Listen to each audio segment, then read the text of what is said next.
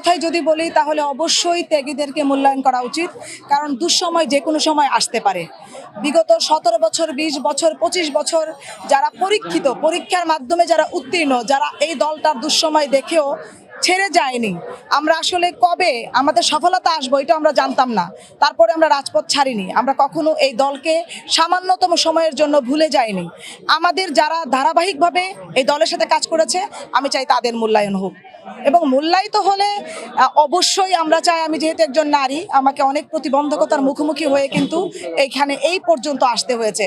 তো অবশ্যই নারী নেতৃত্বের উন্নয়ন, নারীদের মূল্যায়ন, নারীদের সর্বক্ষেত্রে তাদেরকে যেন স্বাবলম্বী করার সেই প্রচেষ্টা, সেটা অব্যাহত থাকবে।